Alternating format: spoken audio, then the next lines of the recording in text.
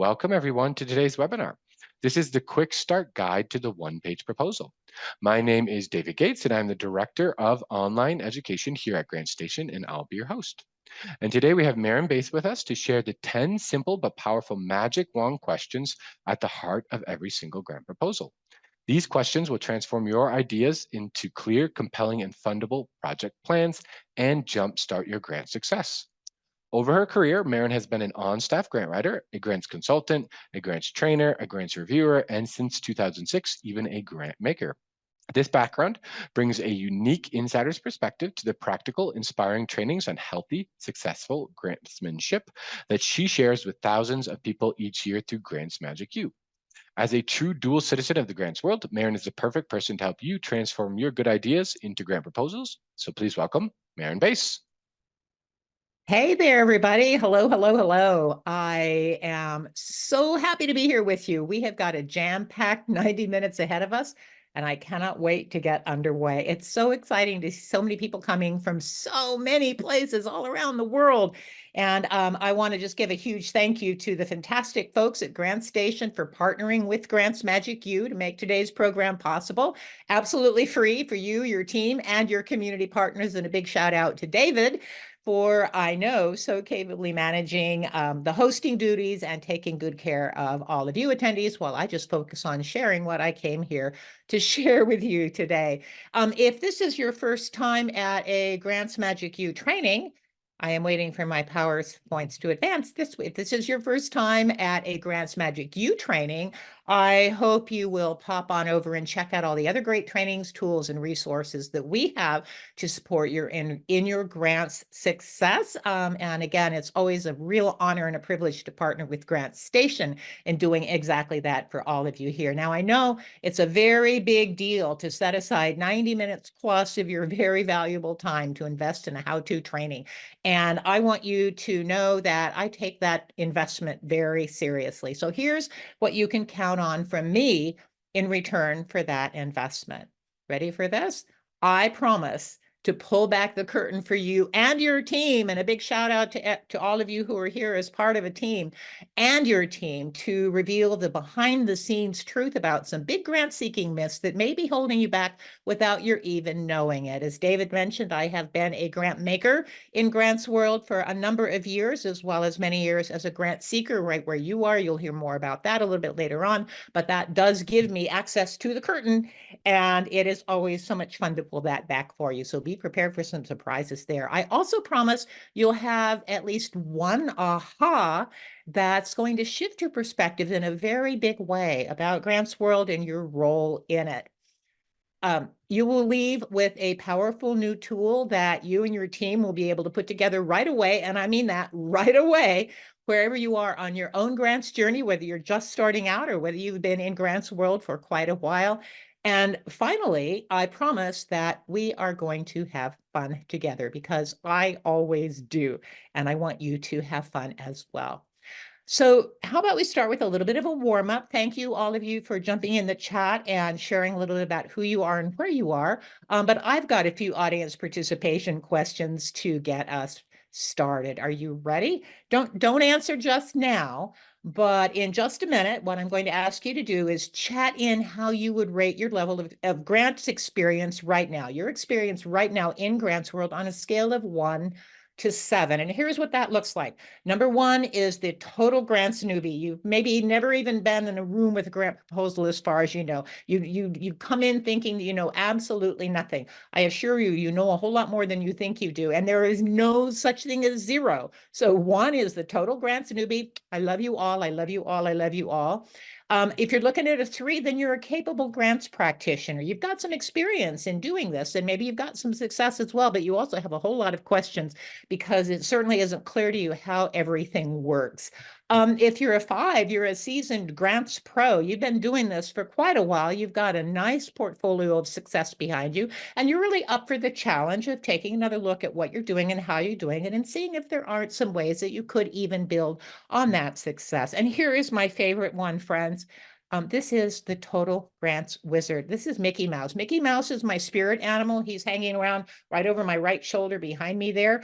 And he is the complete grants wizard. He can practically snap his fingers and the grant dollars appear. Is that you? So what I want you to do is go ahead and chat your number in 1, 2, 3, 4, 5, 6, or even 7, and we'll give it a minute to show up in the chat box. Oh boy, and I can see them flying by.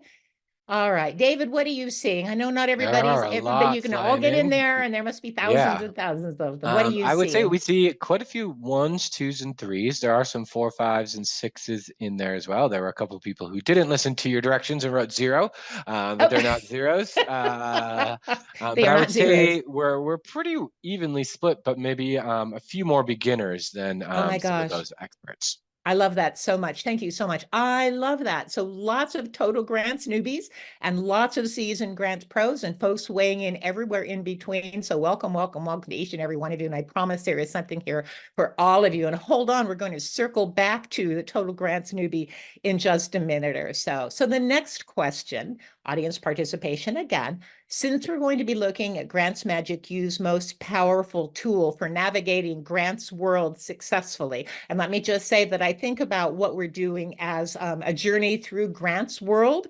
It's kind of an adventure. It's a wilderness. There's a lot going on. It's a dynamic, ever-changing and evolving ecosystem. So grants world is my sense of what we're doing and where we're doing it, right? I wonder what getting grants feels like for you. Now, if you're a total grants newbie, you don't have your hands on the steering wheel just yet. You may have heard a lot of people's other ideas about what it's like for them. If you've got experience, then maybe you'll relate to some of these things. So have a little bit of fun with this. See what you think about this. Is grant seeking like an ATM machine? Whoops, I forgot about that one. Is grant seeking like an ATM machine where you just have to find that secret code, the numbers, and punch it in and the money will come out? Because you see it happening for other people, right? But the trick is finding that secret code, right? Is that what it feels like for you? How about whack-a-mole? I love this old gentleman. He is having such a tough time with whack-a-mole in that game arcade, right? Things pop up randomly, and the way you win is by whacking them whack as fast as you can when they do. It's totally reactive. You're just whack at whatever pops up. Is that what Grant's World feels like to you? Whack, whack, whack. So speaking of whack, whack, whack, here's another one that's really common. I relate to this. It's a jungle. I'm whacking all the time with my machete. I can't even see 3 steps ahead of me. You can see it's like I can't see where I'm going. And I have no idea where I'm headed or how I'm going to get there, but I'm hacking away as hard as I can. So I must be getting somewhere, right? And by the way, you spot that funny little sloth? What is that little creature that's hanging down from the top right-hand corner, peeking at all of this? I have no idea who that is. So any one of these analogies might be what Grants World looks like and feels like to you or someone you know or your clients or the nonprofit organization you serve. I know it certainly felt whack, whack, whack to me for quite a while after I got started. And by the way, all you total grants newbies, you are not zeros. I told you there would be no zeros because everybody starts where you are right now. And I want to share my own origin story. So if you're a total grants newbie, please listen. If you put in a 0 or a 1, if you put in anything else, just sit back and let the newbies have a go at this one. But if you put in a 0 or a 1, I'm going to ask a question for you. Will you chat in if you know what the initials RFP stand for in the grants world? RFP. Only if you're a grants newbie, I want to know, do you know what the acronym RFP stands for in grants world? Are we getting responses, David? We are, and most people know that, yeah, it's a request for proposal. Even the Hmm. grants newbies know that. Oh Yeah. my gosh. So a lot of you do know what that stands for, even though you counted yourself as a grants newbie. Well, just in case you didn't, it stands for request for proposals. Exactly right. And very simple. That's the notice that a grant maker or a grant making organization puts out to the community that says, hey, our doors are open now. We're open to accepting and considering proposals from the nonprofit community. So if you've got something you think is right up our alley, go ahead and send it in, right? So, well, friends, I want to let you know that each and every one of you now officially knows more about Grants World than I did when I was tasked with writing my very first grant proposal. And it was a federal grant at that. I did not even know what RFP meant. So to say that I was green, so my career in the grants world has certainly been a long and winding road. David gave you a quick little overview, lots of bumps and surprises along the way. Maybe if you've been doing this a while, yours looks like this. excuse me just a second, maybe yours looks a little bit like this. Or maybe you're just getting started. But I want to let you know that just about anything anyone can do as a professional in grants world, I have probably done it. And I promise you, I have the battle scars and the mistakes to prove it. And hopefully I have learned the lessons as well, including starting in 2006, working as a grant maker, a grant making program officer responsible for getting up to $2 million a year out into the community in the form of grants for educational projects. So I'm the person in the kitchen making the sausage, right? So I claim a kind of dual citizenship in grants world, living on both sides, so to speak, as a grant seeker, which is where you all are, and most of you, and as the grant maker. Two very different worlds. And I have learned a lot of lessons along the way, and that's all that I teach all day, every day. But I want to share a few of the biggest ones with you right now to prep for our work together on the magic wand. Are you ready for this one? Number one, first and maybe most surprising, grant makers are people too. I can promise you that's true. I swear it. How do I know? Because I'm sitting right here in front of you and I am one. I'm a grant maker. I'm not all that scary, right? I've also learned that grants is a long game. It's not a one and done. It's not a smash and grab, and it's a process. It's not just randomly punching numbers into that ATM machine, hoping something's going to click sooner or later. There actually is a process that we can follow. But in following that process, we don't have a predictable straight path from A to B to C to D because it's an adventure. That means it's going to be different every single time. Your experience in grants world is going to be different every single time, kind of like going on a safari, right? And I know for an absolute fact that you are the hero of that adventure. And good news, there is actually a map. There's a clear, consistent path, a reliable path from where you are to where you want to be, wherever you're starting out. And that means, and that, excuse me, that's what we mean when we talk about navigating grants world with greater skill, greater confidence, and greater success. Now, I said that grants world is a dynamic and ever-changing environment. That means there are a lot of moving parts, and it can look like a bewildering and maybe a really an overwhelming place, right? When you're a total grants newbie, for sure. But even folks who've been at it for a while, even those who've been successful at it, sometimes struggle to figure it all out, struggle to make sense of things. And that's why I love that whack-a-mole analogy so much. I hear it all the time. It is like playing whack-a-mole. It's complicated. It's unpredictable. Grant makers ask for so much detail. You never know what they're going to ask for. You never know what makes them say yes or no. You're always just going whack, whack, whack, reacting, reacting, reacting. It's exhausting. Burnout. The thing is, my friends, that can look true, but it's not. And I want to prove it to you right now. It's the reason I brought you here together today, so I could prove to you that that is absolutely not true. So let me ask you another question. Ready for this one? We're going to transition here, my friends. What is the absolute most that you think a grant maker could possibly award for a one-page grant proposal? If you were a grant maker, what's the maximum award you'd be willing to make on the basis of a one-page written request? All the information that you could fit in 12-point type, single-spaced on a front side of an 8.5 by 11 sheet of paper. That is it. How much do you think you'd be willing to award on the basis of a one-page grant proposal? What do you think? Zero? Nothing? About $100? How about $1,000? Now we're starting to talk a little bit of money, right? Well, let's just go bigger. How about 10,000? Or how about none of the above? So which do you think? Aha, some of you are on to me already. If I told you none of the above is the correct answer, what does that tell you? How could the answer be none of the above? Only if the answer is more than $10,000, right? Well, how is that even possible? A one-page grant request. Come on, Maryn.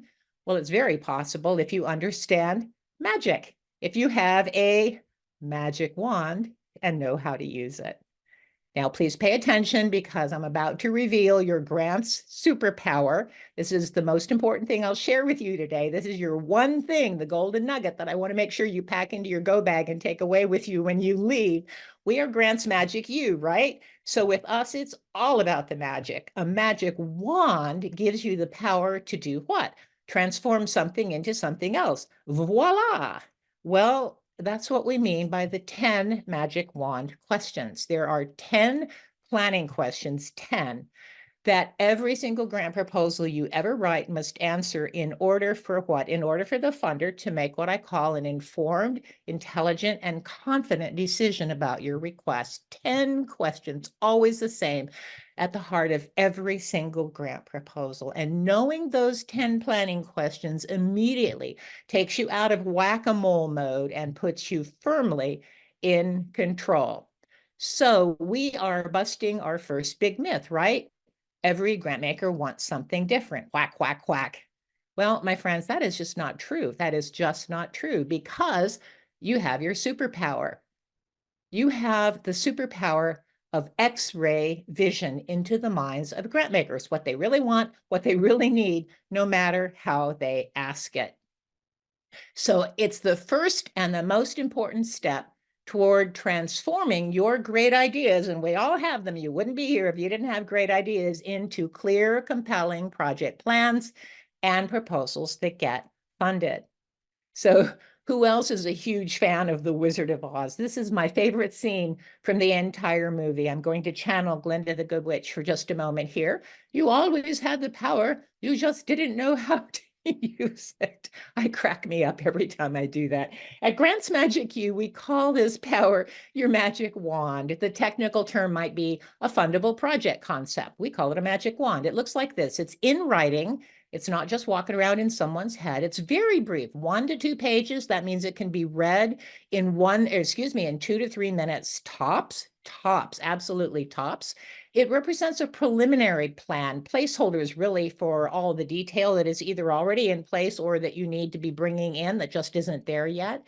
And it answers all the key planning questions that every grant proposal needs to answer. And it does so in a way that is so clear and so compelling that the decision maker's response, the person who's reading it, their response is a lot like this. See if you can feel what this energy feels like. They're leaning in, they're saying, wow, this is exactly what we're looking for. You've covered all the bases. It's clear you know where you're going with this.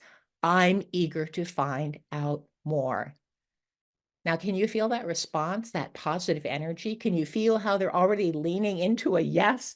They're ready to say yes. They may need a little more information first, but you've got them. You have got them at yes. So that's how it worked for Elise. I might as well confess, I love sharing student success stories, and I love when students share them with me and give me permission to share them with you. So here is Elise's story. I really want you to, I share this because I really want you to get how powerful this tool is, that it really does work. And I want you to leave here being super excited about how it can work for you and ready to put it to work right away. So here's how it worked for Elise. Just very simply, Elise was a student in my full 16-hour video course called the Ultimate Grant Proposal Blueprint. In the very first session of the Ultimate Grant Proposal Blueprint, I teach the magic wand. So a few weeks later in our Q&A, our student Q&A session, I was doing Q&As and I suddenly noticed in the chat, Elise had popped this message into the chat. It's no other information, but she is saying, I received a $1,000 grant without any other contact using the one-page worksheet about a month ago, the things she learned about in the first session of her 16-hour course. I haven't even finished the course yet. We were still in the first session 4 of the course. She said it may have been small, but it was my first award ever. So the first thing I did was have everybody join me in saying, yay, Elise. And the second thing I said was, Elise, there is no such thing as small when it comes to your first grant award. So hear what she's saying. She took exactly the training you're taking here today. She put it to work right away, and she got her very first grant award. So here's how it worked for Ken, a little bit different. I happened to run into Ken at the Washington Food Coalition conference a couple of years ago now, and he had taken the Magic Wand course a little while before. And his story, just to fast forward, was he took me aside during a break and said, hey, I just want to let you know, I took what you taught us in the Magic Wand course, and we've been struggling to get any proposals funded for, I think we submitted 20 plus proposals and we hadn't hit a single one. We had full proposals funded within 3 months for $26,000 using the Magic Wand one-page template. Yay. I mean, we're talking about consistency over time, right? So here's my absolute, this has got to be my favorite. They're all my favorite. They're like children. I don't really have a favorite, but come on, guys, these are big numbers here. This is Bill's message. He sent me this urgent SOS message. Okay, Maryn, I hadn't even fully completed the one-page proposal webinar when a deadline came up for my very first grant proposal ever. Our nonprofit had never applied for a grant before. He works for he's now retired, worked for a statewide prison ministry in Michigan. He said, I did the best I could incorporating ideas from the webinar and beat the deadline by 4 hours. That, by the way, is my favorite phrase ever. I did the best I could with what I knew. And what happened? 3 weeks later, my request was fully funded. $300,000! Exclamation, exclamation, exclamation, exclamation. So I just really want you to push pause in a moment and look at that.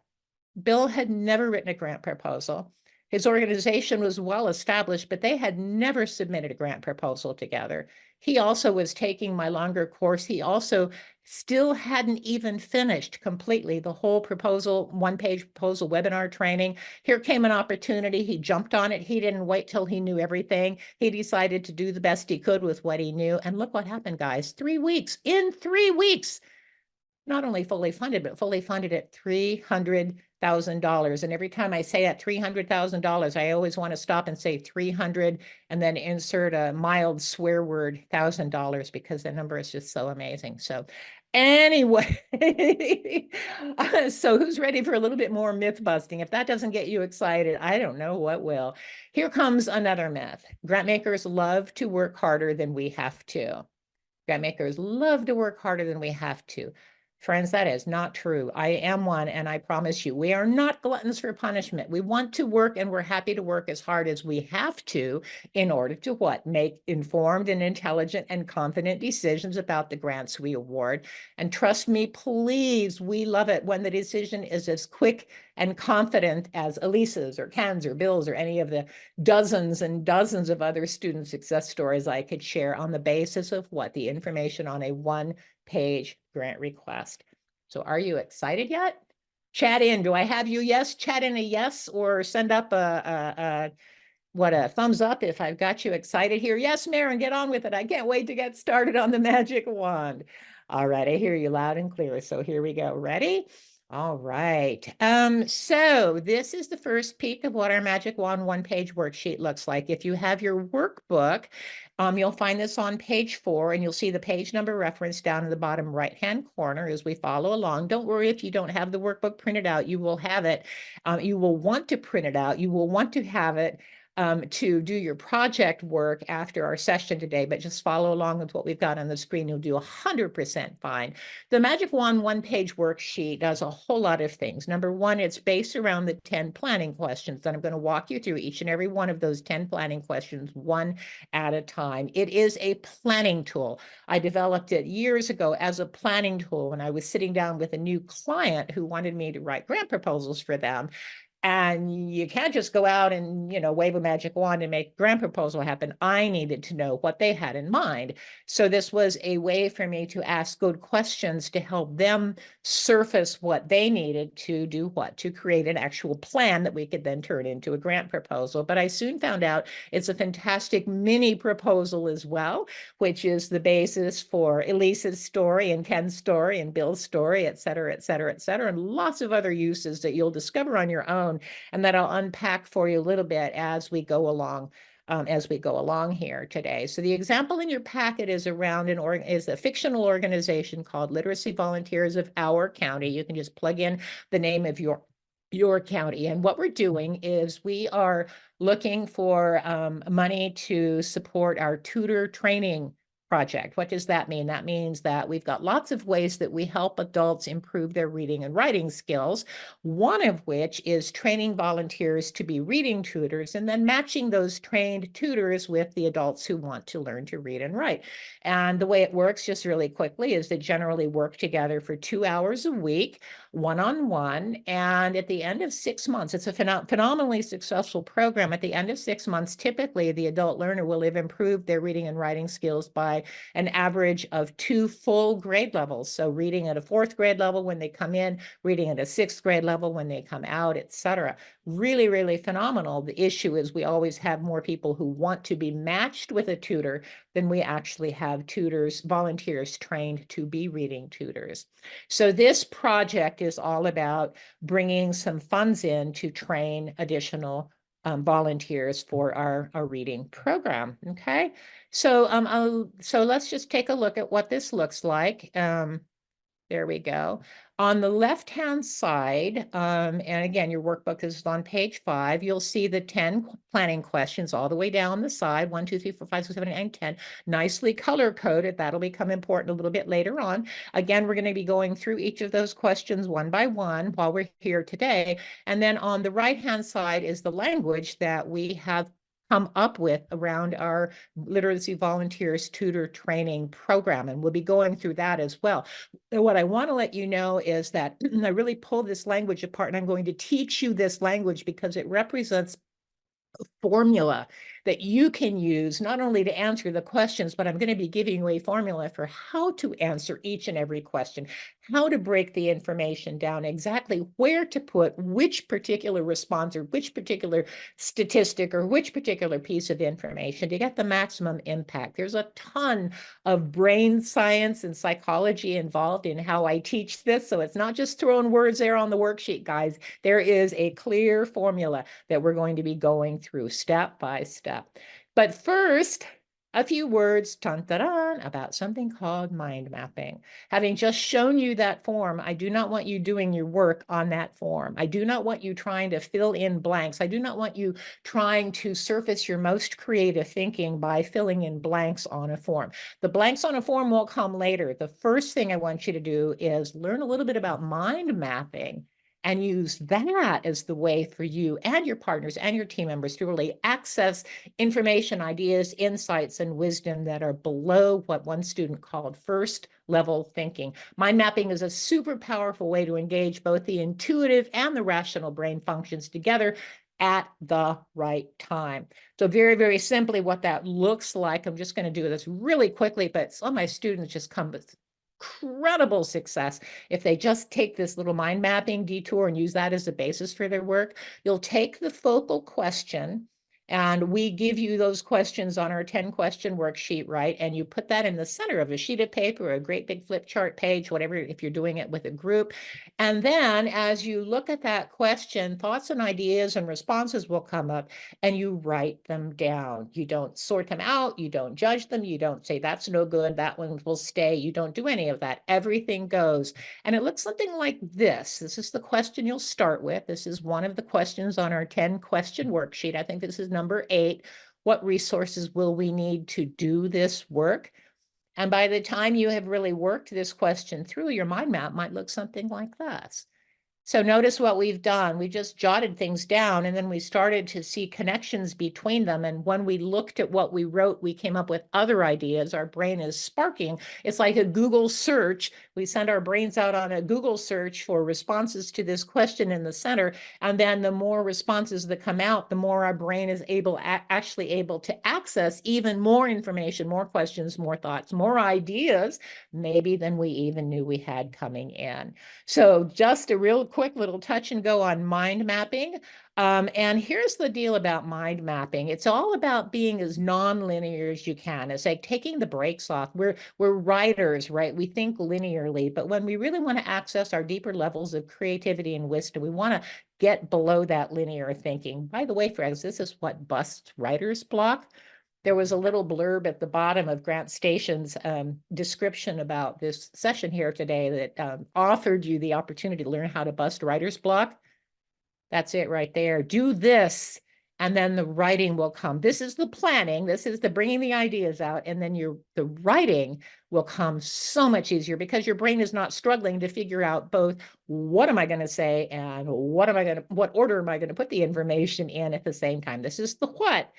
And then the what order comes next. All right. The key to successful mind mapping is always be prepared to make a mess. in several of my courses, I have messy mind map contests. And the student who comes back with the messiest mind map, that's a pretty tidy looking mind map. Some of them are really, really messy, gets a particular award. So, all right. So make a mess. All right. So here's another myth. We can bust this one right away. It's bad to make a mess. I'm a grown-up now. I shouldn't be messy. If you want to be creative, if you want to access the deeper levels of your wisdom, your knowledge, your experience, what you have to bring to the world, you have to get below the first level of thinking that we're always walking around with, which is what comes up when we just sit down to write, typically. And the mind mapping is one powerful and simple way to do that. So there you go. That is one big tool for you already. And we still haven't looked at our 10-question worksheets. All right. So to really facilitate the mind mapping process for you in the workbook, whether you have it or not, I've given you starter maps. These are blanks that start on pages 10 through 19, one for each of the questions right in the middle. So you've got the starter map right there. You've got no excuse not to do it because I'm giving you the blank sheet with the question right in the middle, and down in the bottom right-hand corner of each of those sheets, I'm also giving you the formula that I'm going to be teaching with you here as we go through one question at a time. So those are the pointers or the prompts that I want you to be referring to as you're bringing your good thinking out for each of the 10 questions. Again, this is an example, question number 8, the one we just looked at. All right, there's that messy version. And there's where we started. Okay, awesome.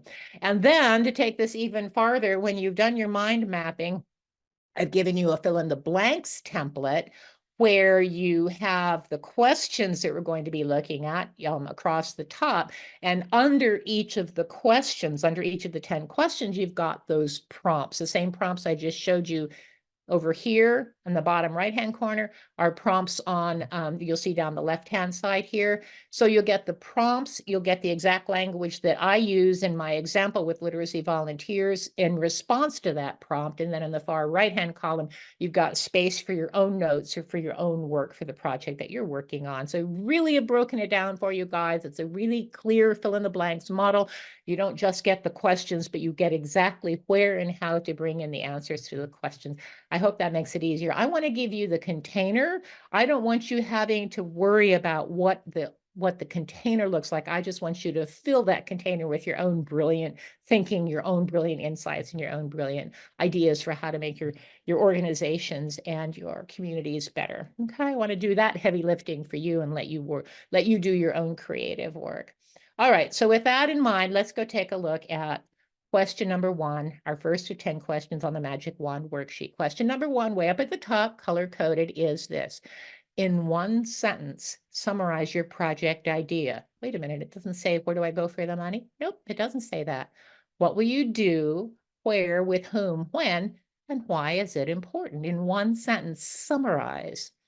Well, my friends, we don't have anything to summarize yet, do we? Because we haven't done the work.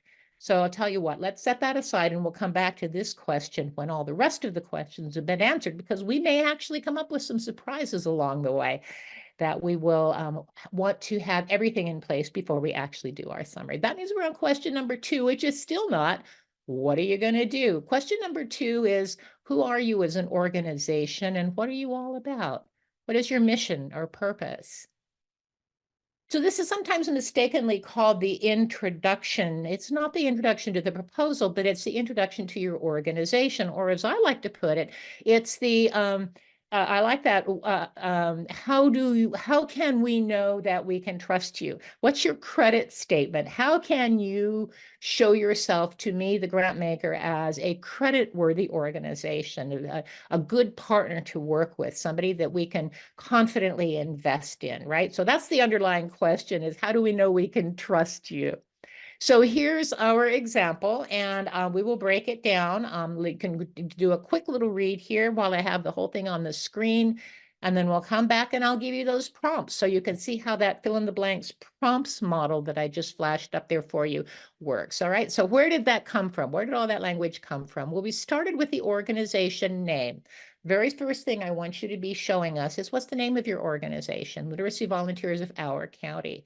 Now, you may be submitting this to a funder in Pennsylvania. We have no idea where our county is. So I want to make sure you ground us and say, oh, you're in Washington State. So just the Washington. So we know where you're headquartered. And then I want you to pivot to something that gives me a sense of your history or credibility. How long have you been doing this work? What kind of backing do you have? Well, we were 35 years old. That's pretty credible. And then the next bullet point is about cultural or values ID. Again, just a very simple, short, little punchy phrase that tells me something important about how you do your work in the world, how you walk the talk, right? Well, we're volunteer based. Everything we do is based with volunteers. Fabulous, fabulous example of a cultural or values idea. You might use family centered, you might be environmentally sensitive. You'll know the right one. What type of organization are you? We're going to plug that in here, 501c3 nonprofit. Why do we need to put that in? Well, I'm a grant maker and we only fund certain types of organizations. So I need to know that you're eligible for one of our grants before I can relax and read the rest of your grant proposal. There's certain information I need to have that will allow me to let you pass to the next level. And one of them is, are you even eligible to receive a grant from us? So a 501c3 nonprofit, a tribal entity, a local government, a school, that's the kind of language you'd be looking for here. So look how much information we're packing into that very simple first sentence following this formula, okay? The fill in the blanks formula tells you exactly what information to put in, exactly where to go. And after that, everything else is mission or purpose, whose mission is to empower adults with the ability to read and write in order to achieve their full potential as individuals, as employees, as parents, and as members of the community at large. That's it. Just plug your mission statement in. I'm going to give you a tiny, tiny little mission statement tutorial here in about 1 minute. Your mission or purpose is name your organization, tell us what you do, and then tell us why you do it. We are literacy volunteers of our county. Our mission is to empower adults with the ability to read or write. That's who we are. That's what we do. And here's why we do it in order to achieve their full potential as individuals, as employees, etc. That is all you need for your mission statement. Here's our name with our ID. We operate in Washington State. Here's specifically what we do, and here's why we do that. There you go. I don't even think that took a full minute. All right. So, and again, I want you to remember that this is your fill in the blanks prompts on pages 6 and 8 in your fill in blanks worksheet. There you see that same question. Who are you as an organization? What are you all about? What is your mission or purpose? You'll see the prompts down the left-hand side. You'll see what language we used in our example. And then on the right-hand side, of course, you got the blank spaces for your own work. And it may be the last time I refer you back to your fill in the blanks worksheet, but I want you to know that that is part of the package that's going to provide that safe container for your own brilliant thinking. All right, so now we're going to talk about questions 3, 4, and 5, none of which are, where's the money? Not yet. 3, 4, and 5 come together, and you'll see why in just a couple of minutes. All right, they really are the heart, the foundational heart of the entire proposal, and they work together in a very specific way. Question number 3 is not, here's what we're going to do. Question number 3 is describe the specific need, issue, or opportunity in your community, the thing that's happening in your community that this proposed project will address. Is there a problem you're going to address? Is there an issue you're going to resolve? Is there an opportunity you're going to advance? What does that thing look like? This is like the starting line. We need to be really, really clear about what the starting line is. I think of it as standing where you are in the middle of the thing you want to change and taking a picture and describing what that picture looks like. So here's what our example looks like. Again, a lot of language here, but there's a very specific, very powerful formula behind this. So I'll read it through for you once, and then we'll go back and break this one down. In our community, remember, we're focusing on the change in our community, not what our organization needs. The current situation is this: 1 out of 6 adults cannot read or write at the basic 6th grade level, leaving them vulnerable to problems with parenting, employment, health, safety, and self-esteem. And in the rural portions of the county alone, there's a waiting list of 200 adults who want to learn to read. So if this section is doing its work, even in just this very abbreviated 2-sentence version, the person reading it's going to be leaning in already and going, wow, that sounds pretty important. I want to find out more. You always want to go for the I want to find out more thing. All right. But let's take a close look at the structure behind this. So important. The very first thing that we bring in is 1 out of 6 adults. So I want you to be thinking about the single most potent statistic that you can come up with that identifies the problem, need, or opportunity that you're working with. You probably have a whole bunch of statistics. There are tons of statistics about literacy, but I want you to find the one that carries the most weight. 1 out of 6 adults, what? Cannot read or write at the basic 6th grade level. So the statistic, the reason behind starting with the number, some people say you have to grab people by the heart. We'll get there. But readers who have plowed through 14 proposals before they ever come to yours are naturally going to just be saying, they're not going to be drawn in as easily as you think they will by, the heartstrings. They really want to see that there is a credible case to be made here. It's kind of like there's a guard dog sitting at the front of their mind that's saying, you shall not pass until you prove that you've got a real case. And a number is a really quick way to get past that guard dog and get to the inside. And we will get to the inside, but that's the second step. So start with a number. Cannot read or write at the basic 6th grade level. That's 9 words, I think. Well, in literacy world, there's a 3-word phrase that means exactly the same as those 9 words, is functionally illiterate. Okay. So when space is short and word counts are tight, why would I choose to use 9 words when I've got 3 words that mean exactly the same thing? Well, there are a couple of good reasons for that. Number one is functionally illiterate is jargon. It means it's language that we use in the literacy field that people who aren't literacy experts or specialists may not understand, or they may think they understand it, but they don't. And even more important than misunderstanding, it kind of creates a barrier or a wall between their world and our world. We're over here using language that is not natural to them, which is like creating a barrier at exactly the time. We want to throw all the barriers away. We want all the walls to break down. We want to be wrapping them up and bringing them into our world so they will fall in love with our project and want to say yes to our proposal. So no jargon, at least not yet. Okay, we'll get to there later on, but no jargon. So if I put a period after the word level, you see there's a comma after the word level. If I put a period there, that would end the sentence, right? But would I have described the issue, need, or opportunity? Well, I don't know. If I said something like, probably more than 30% of the people on this call today can't read or write fluent Mandarin Chinese. That's a statistical fact. I think we could probably agree that was true. Is that a problem? Is that something we need to have a grant to change in some way?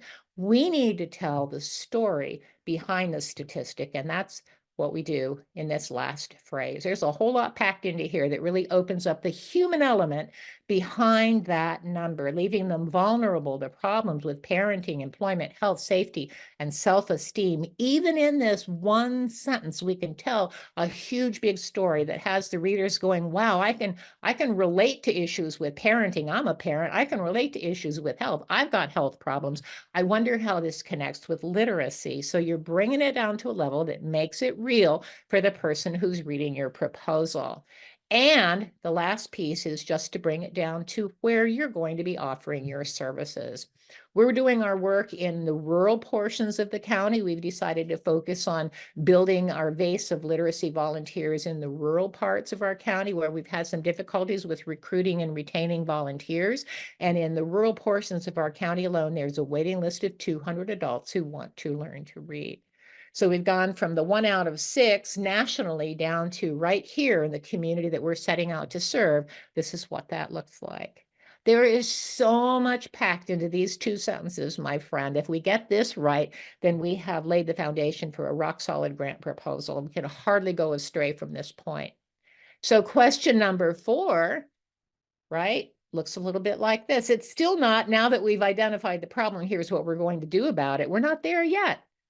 Question number 4 is, now that we've identified the problem over here, our starting line, what do we want our finish line to look like? What specific changes or outcomes do you want to achieve in your community as a direct result of your project, of your work?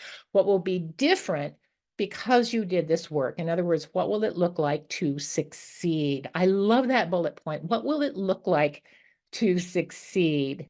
So I want you to think of this as if we're constructing a bridge. I don't know if you've ever built a bridge. I don't know that I've ever built a bridge, but conceptually it's pretty simple. If you imagine that this is what the Golden Gate Bridge, right? Cheers and props to all of you in the Bay Area. But imagine there's no bridge here yet. There's just the bay, and we want to have a bridge there. We don't just start laying girders out across the water, right? It's like they would sink. We would get nowhere. What do? We need to build our foundations. We need to put a foundation where we're starting on this side of the bay. Okay, what does it look like here? But even then, we don't just start laying girders out from that one. We have to actually set the second foundation in place as well, where we're starting and where we want to go. And then everything in between is the shortest possible distance between the starting line and the finish line. So here's where we are. This is the situation as it currently exists that we want to change. Question number 3 on our worksheet. Over there on the other side is what we want instead, what we want it to look like when we've succeeded. And now that we've laid those 2 foundations in place, what can we do? We can develop our plan for the shortest possible, fastest possible, most efficient possible way of getting from where we're starting to where we want to be. We are laying the foundations down, and every single word in our grant proposal, after we've laid down those foundations for the reader, will fit between those 2 foundations. It's what I call the change gap. All the change that we want to be creating will fit between how we describe our starting point and how we describe our ending point. And there's no confusion in the reader's mind about what this is all about, what it's all going to add up to, where it's going with it, because you've told them exactly this is where we're starting, this is where we're going to end up. Every single word and every single number in the proposal now has a place to fit right between those 2. Awesome. So question number 4 is, what will that look like to succeed? What will our outcomes be? What do we intend to achieve? So let's just say that we've come up with 5. These are our 5 big bullet points. I like to really recommend that you keep it to 3 to 5. You don't want to get more than 5. When you're describing what you want to accomplish with your project, I want the focus to be on things you know that you specifically control. There are a lot of other good things that will probably happen, but they're outside your direct control. So I want the focus to be here on those things that you can hold yourself accountable to, because you will have to hold yourself accountable for them. And 3 to 5 is a good number. 3 is perfectly fine. But we've got 5 here, and they all address different aspects of our project. You can just read through quickly. But what do you notice about all of them? They're all different elements of our project, but what do they all have in common? And if you said, well, they all have numbers, you're exactly right. Every single one of these is very specific about what the finish line looks like for us. Our success is to train and successfully match 50 new volunteers, not some, not a lot, not a bunch, not more than last time, but 50. At least 75% of the students will complete 6 months of tutoring, not most students, not more than last time, 75%. You know, we're setting a specific mile marker that shows us exactly what we're aiming for. And that's what we're going to be organizing all of our resources around, achieving that specific end result. So 50 volunteers is not the same as 25 volunteers, is not the same as 100 volunteers. We're going to organize our resources differently for each of those numbers. So we pick our number and we say, this is how we're going to organize our resources to achieve this level. So there's one there on bullet point number 4. Did you catch this one? At least 3 significant new partnerships with local churches. So where does the idea of churches come into play? Well, this is part of our brainstorming, my friends. Remember, I mentioned a couple minutes ago that we're aiming to set up a different approach to literacy training in the rural community, because we've had some difficulty with training, recruiting, and retaining volunteers outside the urban center. And so we started brainstorming using our mind mapping. We realized, well, if we want different results, we're going to have to try something new. And in the process of brainstorming, the idea came up, well, what about recruiting our volunteers from the community? Ooh, oh, that sounds good. How would we do that? Where would we go for that? And eventually the idea comes up, hey, maybe we could try to partner with some of the houses of faith or synagogues or churches that serve that community, those that particularly have an interest in engaging their members in community activities and events. And so that becomes our plan. And you're going to hear more about the churches and how powerful that particular partnership can be for a bunch of different reasons here. All right. So there's our bridge. We have effectively laid down our foundation where we're starting on question number 3 and what we want instead, what we will have when we've been successful. Question number 4. Now all we have to do is show how we're going to get there from here. And that's question number 5. What are the major steps you will need to take in order to make these changes happen or achieve these outcomes, to get from the starting line to the finish line, to get across the bridge? So again, brainstorming brings this up, mind mapping brings this up, and let's just say here's a list. And if you scan through this list from the top, contract with master trainer, training logistics, marketing, conduct the training, you look at that and you go, well, that's kind of random. It's not random. Maryn doesn't give you random. Maryn gives you fill in the blanks formulas with prompts. So each of these is actually a response to a specific prompt that's built into your planning tools in your workbook. They are like this. You will have a staffing response. What is the staffing thing you need to do? Look at logistics or framework. In this case, we've got to organize the entire training. Okay. In your case, it'll be something else. There's oftentimes, if not always, some kind of an outreach component to a project. In this case, we're marketing to recruit our volunteers. There's doing the work itself, whatever the project is. Everything up to this point is the prep for the work. Now we're going to do the work, we're going to conduct the training. That's the implementation. And then even after we've done the training, we've got some follow-up, right? What's the next thing? We've trained the tutors, but we're not just going to send them home and say, thanks, we're done. We have to match them with their learners. We have to track the tutor learner pairs for 6 months, right? That's where the work really happens. And then we've got the evaluation piece. We're going to be evaluating how well they're doing and how the program is doing in terms of achieving its outcomes. So those are the prompts you'll find on your mind mapping worksheet: staffing, logistics, marketing, implementation, what's next, and evaluation, to help guide you through the process of developing your work plan to get you across the bridge in the straightest and simplest possible way. Remember, every single thing from this point forward that we're doing fits between those foundations. It's all just detail, right?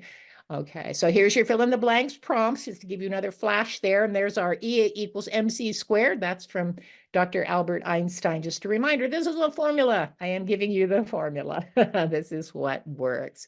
And also, again, we're very aware that at this level, there's a difference between the peaks and valleys. We are not building all the detail into our one-page worksheet. We're being very judicious about maintaining that high level of peaks so that the information really can fit on one page.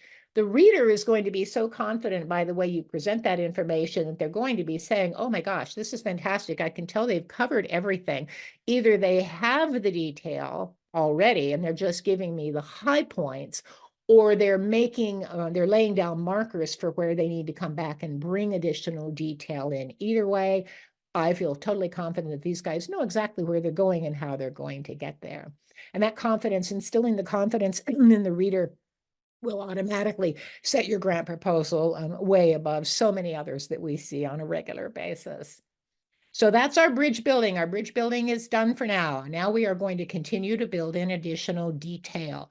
Question number 6 is, who else has a vested interest in working with you as partners on this need or opportunity? So there are only 10 questions on this worksheet, and Maryn is giving one whole question to the issue of partnership. Yes, she is. I want you to write this down. Whatever you're taking your notes on, I want you to write this down. I never, ever use absolutes like never, ever, but I'm going to give you one right now. In all of my years of working in grants world, in all the ways I've worked in grants world, partnering and collaboration is without a doubt the single most powerful accelerator and amplifier of your grant's success. I'll say that again. Partnering and collaboration is the single most powerful amplifier, accelerator. It'll get you there faster. An amplifier, it'll make it bigger of your grant success, bar none. And in other sessions, one of which I'll be teaching with Grant Station a little bit later on, I think we're going to be digging into that a little bit more. But trust me on that right now, you're going to want to be paying attention to building partnership and collaboration into your project proposal from the very beginning. Lots we could teach around that, but for today, let me just give you the little hint that I want you to think outside the box. I want you to put your grantmaker cap on right now and pretend that you are reading these literacy proposals. Maybe you are an organization that all you do is fund literacy proposals. And so you've got a whole stack of proposals sitting in front of you, let's say 20 that you're going through, and they're all good. They're all great. You'd love to fund them all if you could, but you can't fund them all. And you notice that some are going it alone, some have partnerships, and those that have partnerships is like they're partnering with schools, they're partnering with schools, they're partnering with schools, partnering with libraries, partnering with libraries, partnering with libraries, right? Sort of falling into three stacks: no partnerships, school partnerships, library partnerships, all good. And then all of a sudden you turn over number 20 and it said partnering with what, churches? Remember, we've got 3 churches in our program plan here. And instantly you wake up and you go, wait a minute, I haven't seen that before. That's a different partnership. These are literacy people. I wonder how they're intending on working with churches. So just having the element of uniqueness, thinking outside the box. School partnerships are fabulous. Library partnerships are fabulous for literacy programs. Absolutely fabulous. The element of having something a little bit different can just put a little extra sprinkle of sparkle in your proposal. And the reviewer will wake up and go, wait a minute, I'm really intrigued by this. And it's like that intrigue can go a whole long way toward a yes when it comes to making those final funding decisions. Word to the wise. All right, we're still continuing to fill in the information on our bridge. We need to find out what information, tools, data, etc. we will use to decide whether our project succeeded. So this is the question of, okay, we set ourselves this finish line out here. We know what our finish line looked like. Did we get there? How close did we come to getting there? What happened along the way? This, my friends, is what we typically would call evaluation. All right. And so again, a huge topic in and of itself, a couple of points for you to keep in mind right now as you're just getting started that you'll thank me for later on is number one, think about whether your evaluation could be a pre and post evaluation. Think about if there's a change that you're going to be creating that would benefit if you test something here and get your baseline data and then do your work and then see what that data looks like at the end of it. So obviously we're testing our readers' reading skills at the beginning. We're testing again at the end of their 6-month period to see what change was created there. And that becomes our outcomes measure for the success of our program. The time to set up a pre and post reading evaluation is not after you've already crossed the bridge. We can't go back and say, oh gosh, we should have tested their reading skills at the beginning. You can't do that. So the time to be thinking about that is when you're setting it up from the very beginning. And the second bullet point is to keep it simple as you can. If there's something you're already doing that you can just bump a little bit to help get a little bit of extra information to aid your evaluation, you'll thank me 1,000 times over if you don't create something separate, but build that evaluation into something you're already doing. Our tutors keep field notes with every week, every session they spend with their learners, and we would just build maybe 1 or 2 additional questions into the notes they keep that we could then draw out of their notes and use for our evaluation about the student progress. Okay, so number 1, think about pre and post, and number 2, keep it as simple as you possibly can and build it into something you're already doing if you can do that. So that's our evaluation piece, my friends. Where are we now? We're all the way down, almost to the bottom at question number 8. Look how fast we've moved through this. This is not rocket science. Once you know the underlying anatomy and you understand the planning questions, this is not rocket science. What is question number 8? Well, we haven't talked about the budget yet, have we? So here we're going to back into the budget by talking instead about the resource list. A budget is just another word for the resource plan. So our question, the same one that we saw when we were getting a sneak peek at mind mapping a little while ago is this: what resources will we need to accomplish these steps? Here's the work we need to do. Here's where we're starting. Here's where we need to go. What do we need to have to get there successfully? Money is not one of the things you're going to put on the list, but you could have people in terms of labor, in terms of experience and skills. You could have equipment, you could have materials, you could have training, you could have supplies, services, et cetera, all the things you need to have, the hard things and the intangible things to help you successfully get the work done that you're doing. So again, this is a mind mapping thing, and came straight from the mind map, the messy mind map that we looked at a little earlier on, and it all boiled down to these basic bullet points. There's probably a lot more detail there than this, but this is certainly enough for the reviewer to look at and say, yeah, it really looks like they've given this the thought they need to give it. They know where they're going with that. Remember, and this is what it looked like, and this is what it comes back like on our bullet list. Yep. All right. But we do have to address the issue of how much money. So question number 9 addresses that head on. What's the approximate total cost if you had to pay for everything? So as we move through into, we develop this further, we're going to be talking about building a full budget. But again, I just want to offer you a couple things to think about here that is something short of going into another 90-minute webinar on budget building. And that's to think about breakdown or phases. You got your total budget amount, how much the whole thing would cost. Is there a way that you could break that down into per student or per week or per work site or per something else that could help the reader reviewer sort of understand where the money's going, and also open up the possibility that if they don't have enough money to fund the entire project, they could potentially fund part of it because you've shown them exactly how. The example would be $25,000 is what we need to fund the entire 50 tutors, right? But if we also say that comes out to $500 per volunteer trained, matched, and tracked, if I'm sitting there with my review team and we're talking about how we're going to spend, how we're going to award the last $15,000 that we've awarded everything else and we've got $15,000 left, and we're seeing your proposal and we love your proposal. Oh my gosh, we love your proposal. But you're asking for $25,000. We've got 15. If you show us that breaks out to $500 per volunteer trained, matched, and tracked, then that gives us the opening to say, I wonder if we could actually support 30 volunteers with our $15,000. Let's get on the phone and talk to them and see if they'd be able to use our $30,000. The answer may be yes, the answer may be no, that's up to you.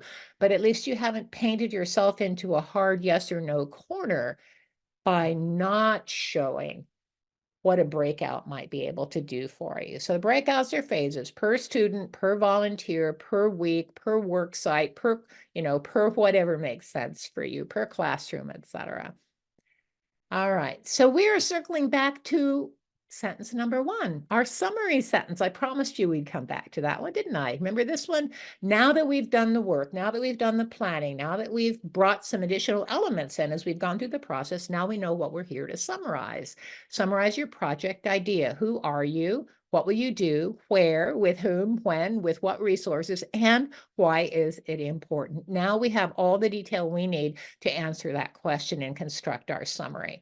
And that's what it looks like. Here's another fill in the blanks. There's that time frame. I just asked those questions, and here's what that comes out like. So let's just say by March 20th, we're going to start with the time frame. It's always a great idea in the summary to ground what you're doing in space and time. So by March 20th, the reader immediately knows, oh, good, they know where their finish line is. Yay, this is not going to wander all over the place. We've got a straight shot from where we are to March 20th. Literacy volunteers of our county, your organization's name, I want that name to go right up front so they'll know what to write the check to right away. Will do what? We are going to specifically do something specific. We are going to train 50, specific number, new reading tutors. That train is an action verb, and I want that verb to be an action verb. I want it not to be empower. I want it not to be motivate. I don't want it to be anything that's abstract or squashy. I want it to be an action verb. What are you going to do? Build, create, launch, produce, train, feed, right? Okay, 50, not some, not a bunch, but 50, that's our finish line. Where is this going to happen? Well, we're targeting the Western rural communities for a very specific reason. Where are you going to be doing your work? Who is going to be working with you? Hey, we're working with volunteers recruited from the local churches. Who's going to be working with you? Do you have other organizations that you're partnering with? Do you have other team members coming in from elsewhere? In order to what? In order to reduce the waiting list for literacy training in this underserved area. So you see, again, I'm giving you the question, the summary, but you're also giving the prompt for exactly what information to fill in where. So you don't have to worry about that. It's just as simple as this. You know all of this now because you've done all the planning work as well. So that is how we construct the data, the information that goes into our one-page grant proposal. And we have one more question at the very bottom. Question number 10 is not about the proposal itself. It's about what you do with it once you've got the idea worked out. It's like now you want to be thinking about where we might take this. Who out there in grants world might be really interested in what we're doing here and be interested in looking at funding us. So this is all about finding search terms that can connect you with different groups of potential funders for this project. We do this with general labels or frames. And I teach this in a separate course. GrantStation teaches exactly this as well. What you don't want to do is just say, oh, we're a literacy program, so we'll just use literacy as our search term. You'll get hits, but you'll be leaving a lot of money on the table if you just focus on the issue. So you want to do a couple of different things. Again, think about this. You want to think what are other terms that funders might use to describe a very similar issue. Maybe reading and adult education. Those could become fruitful search terms for you when you're using a grants database like GrantStation, for instance. But I also want you to be thinking about where the work is being done, because did you know that there are lots of funders out there who keenly are interested in supporting projects that serve rural communities. And they don't care if it's literacy or childcare or food programs or after school programs. What they care about is that it serves rural communities. They may never have seen a literacy proposal before. Yours might be the first one, but you're reaching out to them because of the connection with rural. Same thing as with your partners. Here's where that church affiliation can come back to benefit you again. And doesn't have to be a church, but any partner that's a different kind of organization than yours can also open the door to connections with other funders who wouldn't look at your proposal if it didn't have that affiliation in it, because there are funders who will only support projects that are church affiliated or museum affiliated or whatever the case may be.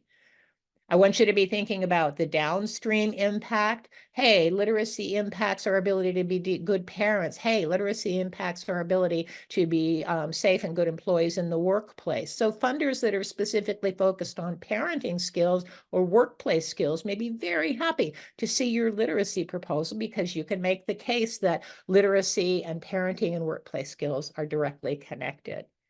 And then finally, make sure you're looking at the nature of the people that you're serving. If the people that you're going to be working with are largely minority, or they're largely a refugee population, or they're largely elderly, whatever the case may be, whatever their common denominator might be, there are funders out there who are looking for projects that serve those communities, whether it's literacy, this, that, or the other, you name that. So it's kind of like a scavenger hunt. That's how I teach it. It's a scavenger hunt. You want to generate as many different search terms on your hunt list, if you will, before you start to go out and do your search for your prospective funders.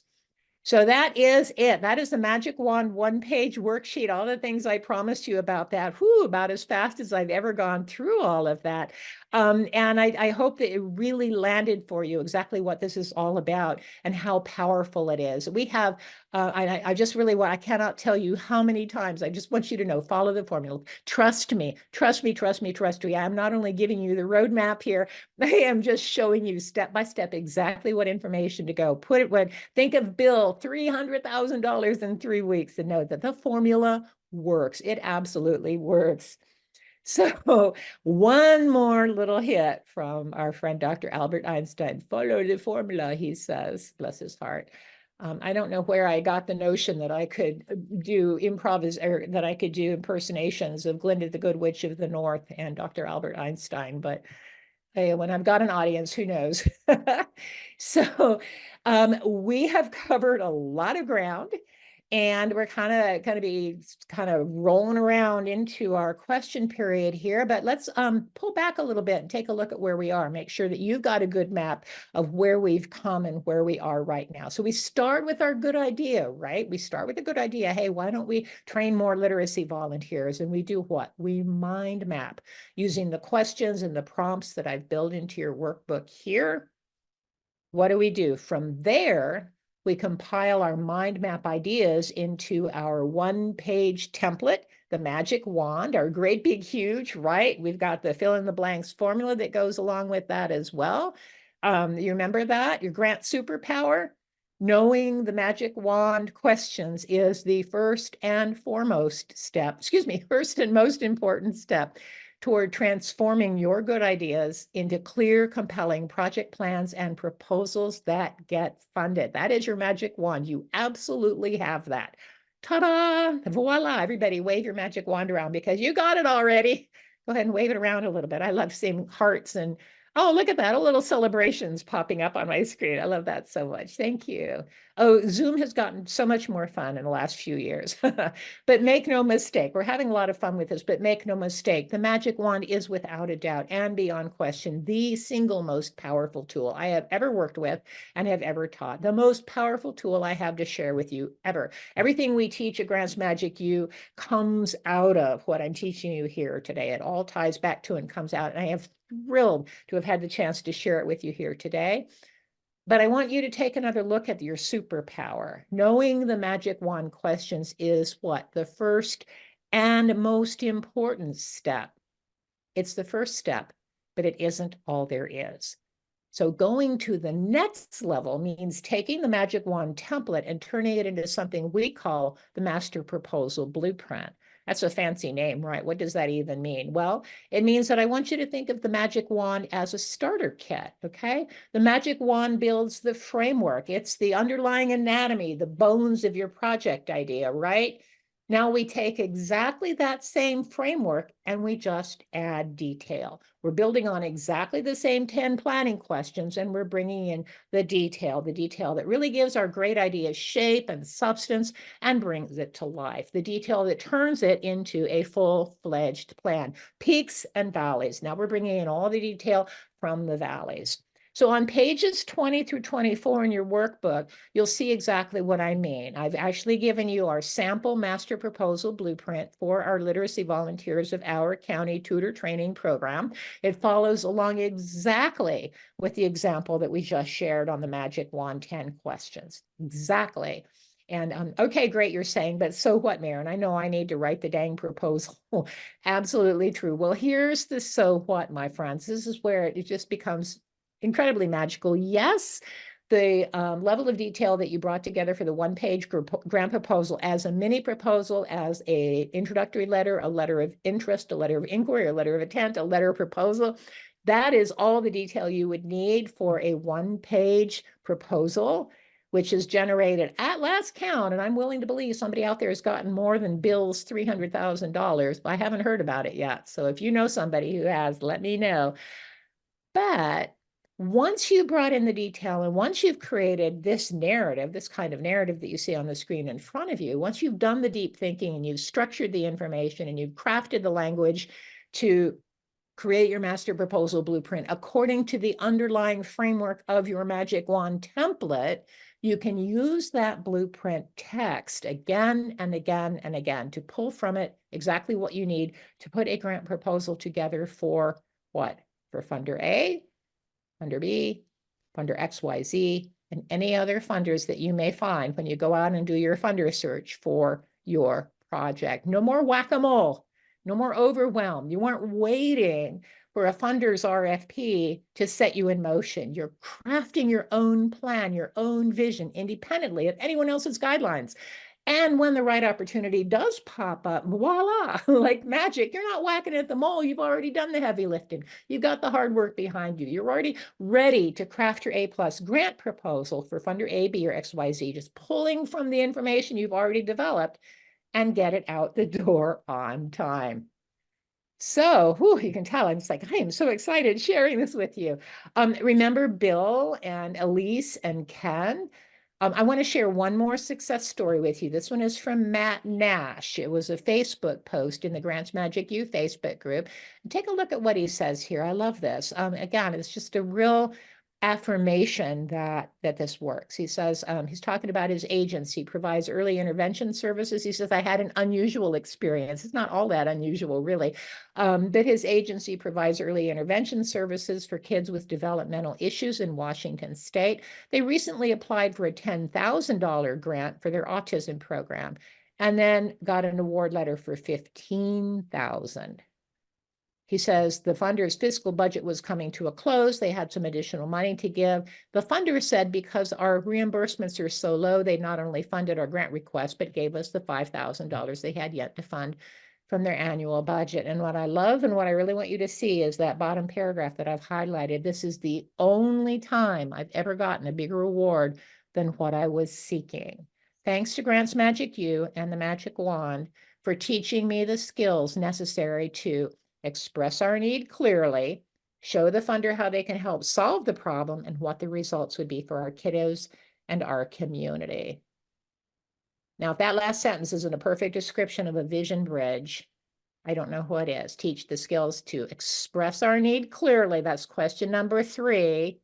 What the results would be for our kiddos and our community. That's our finish line. And show the funder how they can help solve the problem to get those results. That's question number 5, how we get from where we are to where we want to be. Isn't that beautiful? Thank you so much, Matt, for that. I love that. So quick little recap. I just want to, I don't want to move too fast. The bigger point here is not just to share the stories, but just really to reinforce for you all that all of them, Elise and Bill and Ken and Matt and all the others, all started with the Magic Wand worksheet, just as we're doing here, but they didn't stop there. They went to the next level. And the message really is the Magic Wand works. I know it works, but it only works because Elise put it to work and Bill put it to work and Ken put it to work and Matt put it to work, and it will work for you because you will put it to work as well. That's the important part. All right. So we're in the home stretch. Let's just take a quick little check-in at what I promised you at the beginning and see where we stand. I promised to what? To pull back the curtain for you and reveal some behind-the-scenes truths about a couple of big grant-seeking myths. I think I did that, maybe more than 1 or 2. I also promised you at least one aha that will shift your perspective in a big way. I wonder if you had more than one. What was yours? You might want to chat it in. You probably had a few.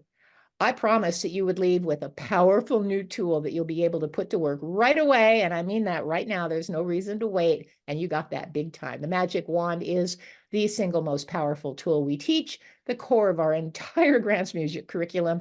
And I'm here in Grant Station teaching from that core curriculum all the time. And finally, my friends, I promised we'd have fun together. I had a ton of fun. I cannot tell you how much I get so much joy out of the opportunity to share this with you because I know how much good you came here to this world to do. And this is a fabulous tool to support you in doing exactly that. So as we get ready to wrap up, I just want you to remember your one big thing, your grant superpower, right? Magic is the power to transform something into something else. Voila, right? And knowing the Magic Wand questions is the first and most important step toward transforming your great ideas, and you all have them, into clear, compelling project plans and proposals that get funded. In other words, here we go again, guys. You always had the power, and now you know how to use it. So how are you going to use your new superpower? How will you make your magic happen? Well, the science of learning teaches us that the sooner you do something with what you learn, the more likely that learning is to stick for you and to make a difference and to carry forward for you. So my challenge to you is to think of one simple action that you can take right away within the next within the next 24 hours that will give you a quick win. And get your magic wand moving, right? How can you get your magic wand moving? What's your quick win action? Maybe it would be to read the sample master proposal blueprint in your workbook. That would be a great idea. Maybe it's to go buy a box of colored pencils for your mind mapping. Yay. Maybe it's to invite your team to watch this training again with you when you get the replay and catch what you might have missed the first time through. You'll know what's right. Just keep it super, super simple so you can get that wonderful hit of I did it success and get your magic wand in motion. So that is it, my friend. One more big thank you to David and all the fantastic folks at Grant Station for bringing us together. In a minute, we'll open up for questions. But before we do, I want you to know that I am now a 100% official card carrying member of your grant success team. And it's my honor and privilege to it really is. I choke up every time I say this because I mean it so deeply. It's my honor and my privilege to partner with you on your grant success journey. And that your success matters to me because truly what you do matters to our world. It truly does. And I believe that with all my heart. So do not wait, my friends. Let's do some questions and then go out and do something magical with your new magic wand today. Perfect. Thank you so much, Maryn. This has been great. So yeah, we're going to open it up for some questions. We'll have a few more minutes for questions. And as you kind of see, you can vote up some of those questions if you want. We probably won't have time for all of them because there's been a lot of questions here today, but we'll get to as many as we can. Before we get to the questions, just want to jump over to the chat quick, and I'm going to drop a couple of links in there. One is for our membership sale info, and right now Grant Station Spring Sale is going on, and you can get a membership for only $179 for the 1-year membership or $249 for the 2-year membership. We're also running our State of Grant Seeking survey at the moment. This survey is something we run each year, and it spotlights recent developments in funding so that organizations can be more strategic in their grant seeking. So we'd really appreciate it. Everyone on this webinar hopped on, did that grant seeking survey. That was going to help out a lot of individuals in the nonprofit industry. All right, so let's take a look at some of the questions. Our top question was from Margaret asking, how can you adapt these questions that focus on the needs of the greater community to grants that are seeking funds for things like capital improvements, necessary expenditures, but not really the kind of needs that tug on your heartstrings? We're not talking about tugging on heartstrings. I just want that kind of language to Yep. go away. There is a need in the community that you are setting out to address. Mm-hmm. And you wouldn't be building a capital project if there wasn't a need in the community that you're setting out to address. So that is the focal point. What is the Yep. need, issue, or opportunity in the community that we're setting out to address? There's no difference. Fundamentally, these questions are, when I say and I teach, there's one live gig that I do every once in a while. It's teaching people how to set up research grants. The fundamental questions are not any different when you're doing a research project than when you're doing an environmental project and when you're doing a capital project. There's different elements that come in terms of the detail, but the fundamental structure of here's the need we're setting out to address, here's what we want that to look like when we're done, and now we're going to build a building Mm-hmm. that's going to help us do that. And I'm not being glib in saying that. I'm really happy that you asked that question because it's I get questions, and maybe there's one here that says, well, how do I adapt this for federal grants? You don't. You use it for federal grants. Mm-hmm. I started in federal grants. Most of my grant writing and grant seeking career was in federal grants. So these, federal grant reviewers are no different than anybody else. These are the same fundamental.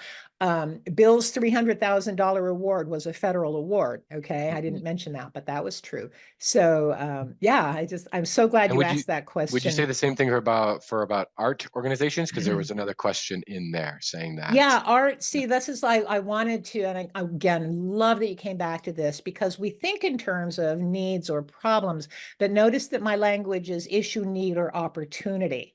Mm-hmm. So arts related grants are almost always going to be about an opportunity. We have an Okay. opportunity to create a showcase for our young artists. We have an opportunity to, create an experience for our community.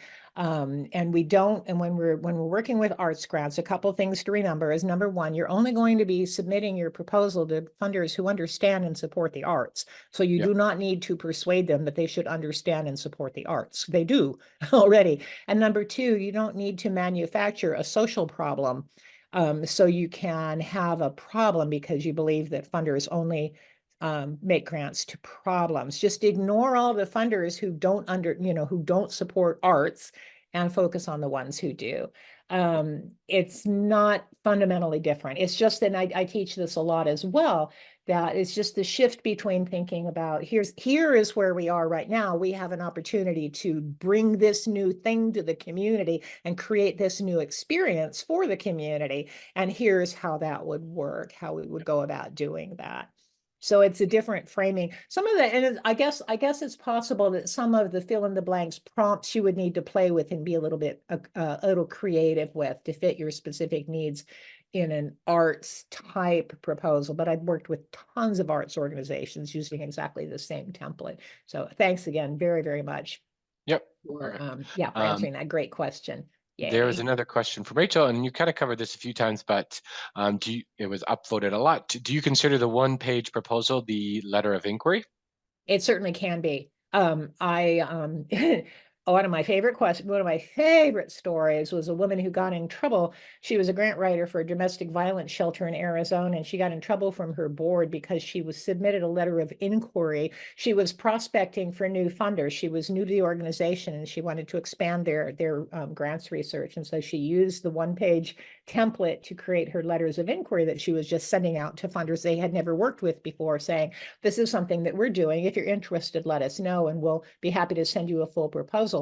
And she submitted the letter to a family foundation in Pennsylvania, and she got a check back for $90,000, $90,000, Wow. right? $90,000. Why did she get in trouble with her board? Well, because she was supposed to run all of her prospective grant proposals through the board before they were submitted. This wasn't a grant proposal, it was just a letter of inquiry, but it turned into a grant award. And so that the board got over their ire fairly quickly.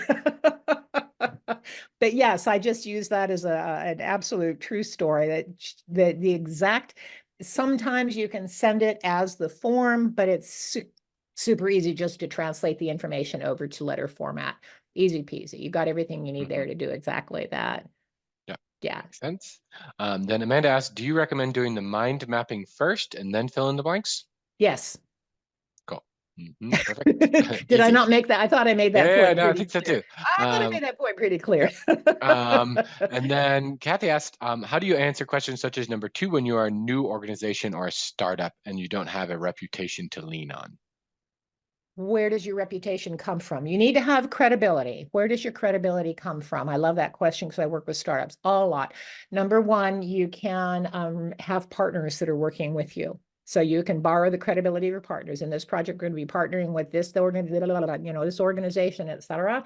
So they become they become the credibility that you need to get going. That is another way that partnering amplifies and accelerates your grant success. If you're brand new, the partners that you bring on are what will give you traction in grants world.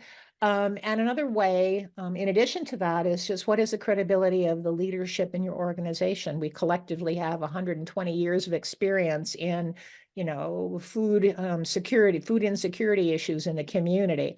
Boom. So, and it also is very true that it's tricky for brand new startups to get grants right off the bat. There are just funders who will not consider a proposal unless an organization has been in up and running for 3 years. That's just a fact. That's just one Hmm. of the one of the rocks and roots of grants world. So just ignore them. Don't go banging on their door because you're not going to get anywhere with them, and build that traction, and come back to them when you've got that. Yeah. Hmm. Yep. I think we have time for one more question, and I'll give you a chance just to reiterate. Some people were asking about how it might change if they're looking for general operating support, and I'm guessing would it change much in that situation? Um, Well, general operating support comes in all kinds of shapes and sizes. And thank you for that as well, because that is one where I would step aside and say, yeah, you would think a little bit differently.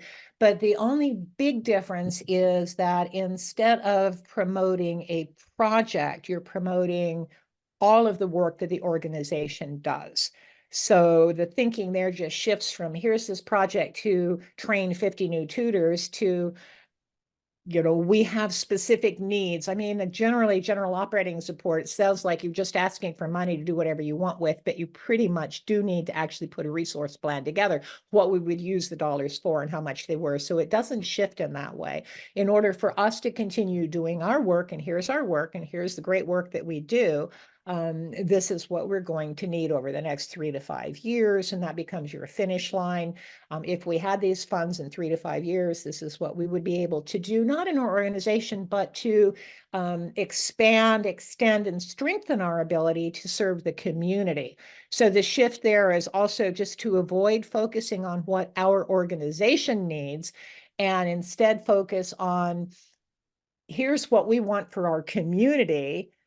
Okay, but we can't get there because we've got a limited staff or limited technology infrastructure. So here's what we want you to help us do so we can serve the community in this bigger, better, and greater way. Does that make sense? So Mm-hmm.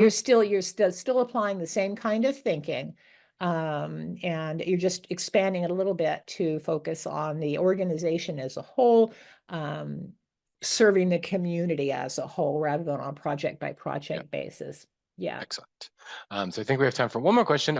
So there are a couple of people who are asking, the sample in the workbook is about 5 pages long. Does it need to be 2? Can it be 5? Is there a limit in terms of what the blueprint should be? So the one page should be one page. And I just I want that to be one page. And if it's not one page, I want you to think really hard about the prompts because people tend to build more detail than they need into the one page. But when it comes to the master proposal blueprint, that's your source document. Okay. I'm not imposing any limitations on that. What I am saying is follow the structure that I give you there, but the story that you tell is your story. The detail that you bring in is your detail. The plan is your plan. So it's what you will go to. It's like digging the well. You're asking me, how deep should we dig the well? Dig the well deep enough so that you've got access to all the water you need, right? Yeah. Don't dig the well 5 inches down if the good stuff is down here. So you want to get deep enough to get all the good stuff so that when you have, 90 minutes to get a proposal out the door to funder A, you don't have to dig any deeper. You've got it all. Does that make sense? I think that's my analogy number 57. I think I packed a whole bunch of analogies in, and I don't think I mentioned the well earlier. So No, I think that's a very good way to think about kind of the difference between those 2 documents. So yes, that is exactly. excellent. Yeah. Great. So I think we kind of reached the end of our 90 minutes. So we're going to wrap it up here. A Awesome. couple of things before we go. Grant Station, as I mentioned, our ongoing sale is going on right now where you can get that 1-year membership for $179 or 2 years for $249. I'm going to drop that in the chat. Also, the link to our State of Grant Seeking survey. We would definitely appreciate everyone to join that because that's really helps out a lot of organizations throughout the US kind of just improve their grant seeking strategy. So it's a great thing to do. If you enjoyed learning from Maryn today, she's going to be back with us in a couple of weeks, I think. Oh my A couple of gosh. weeks, exactly. April 2nd, for a webinar called Inside the Grantmaker's Black Box. So I'm going to drop a link for that in the chat as well. One final reminder, we're going to provide you with a link to the workbook and the webinar recording. These are going to arrive to your webinar registration email later this week, so just be on the lookout for those. Definitely go back and rewatch. Maryn shared so much great information today that I'm certain you're going to learn something new. That's everything I have, Maryn. I want to say thanks one more time for sharing your expertise. Any final thoughts? It's just this world needs magic more than ever. And we've got the power to do such great things. And I just hope that you will take these tools into your hand and use them to help you do your great things, because we need your great things. And I believe that with all my heart. Visit GrantStation to see our latest online education offerings in the form of live webinars, interactive workshops, and on-demand learning. GrantStation.com, your fast track to funding and online education.